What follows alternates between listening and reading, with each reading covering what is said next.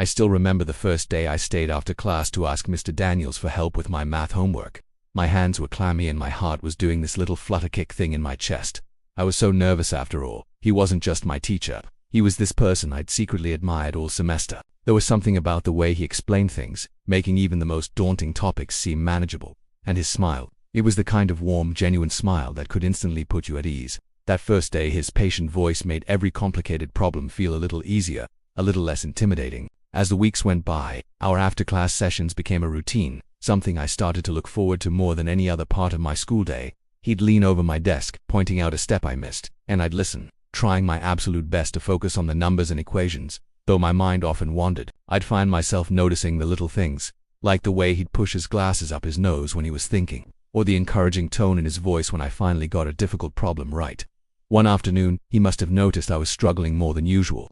It wasn't really with the math itself, but with my own confidence. I kept second-guessing my answers, erasing work that was perfectly correct. He stopped me mid-erase, placing a hand gently on my notebook. "Hey," he said softly, his voice full of a kindness that felt so personal. "Don't worry, you've got this. I believe in you." It wasn't just words. It was the way he looked at me, with this genuine care in his eyes, like he truly saw my potential even when I couldn't. In that moment, my heart did more than just skip a beat. It felt like it did a full-on gymnastics routine.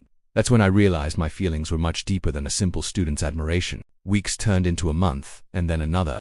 My grades in his class soared, but more importantly, my confidence grew. I started participating more in class, unafraid to ask questions or even volunteer to solve a problem on the board. Each time I'd catch his eye, and he'd give me a small, encouraging nod. It was our little secret language of support. One day, after we had finally wrestled a particularly nasty calculus problem into submission, he leaned back in his chair and smiled. "You've improved so much," he said, his voice filled with pride. "I'm really proud of you." A warmth spread through my chest, a feeling of accomplishment mixed with something else, something I couldn't quite name. "Thank you, Mr. Daniels," I whispered, and I was surprised to hear my own voice tremble slightly. He paused for a moment, looking at me thoughtfully. Then he said, "You know, sometimes I wish all my students were as dedicated as you." That simple compliment made my cheeks burn. It wasn't inappropriate or anything close to it. It was pure, professional encouragement, but it lingered in my thoughts long after I'd left the classroom. It was a throwaway line for him, maybe, but for me, it was everything.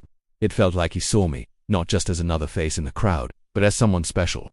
Our bond continued to grow quietly, in the shared space of that after-school classroom. He was always the perfect teacher, professional, kind, and focused on my learning.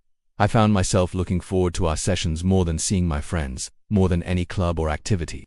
It was our little world, just the two of us and a whiteboard full of numbers. I remember one rainy afternoon. The sky outside was dark and gray, and the sound of the rain against the window panes was the only sound besides our voices. We stayed later than usual, long after the math was done. We started talking, really talking, about life outside of school, about dreams and aspirations. I told him about my dream of becoming an architect, and he told me about his passion for teaching and how he ended up in this very classroom.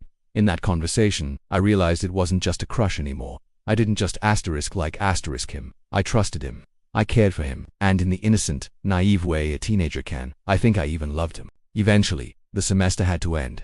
On the last day, he handed back our final graded papers. As he gave me mine, he held it for just a second longer than necessary. Tucked inside was a small, handwritten note on a sticky pad. It said, "You're capable of more than you know. Keep believing in yourself." I clutched that paper all the way home, my fingers tracing the outline of the note tucked safely inside my notebook. I still have that note. Our relationship was completely innocent, sweet, and entirely built on a foundation of mutual respect. I never crossed a single boundary, and neither did he. He was my teacher, and I was his student. And yet, my heart carries a memory of those quiet afternoons, of that tender, unspoken connection. Even now, whenever I think of Mr. Daniels, I'm transported back to that after-class desk. I can almost smell the whiteboard markers and hear the quiet hum of the school after everyone else has gone home. He was supposed to just teach me math, but he ended up teaching me so much more. He taught me about trust, about the power of encouragement, and he gave me my very first, innocent taste of what it feels like to love someone from afar. It was a chapter of my life, a beautiful and gentle one, that I'll always cherish. Thank you so much for listening to my story. If it resonated with you in any way, I'd be so grateful if you'd like, subscribe, and maybe even share your own story in the comments below. I'll see you in the next video.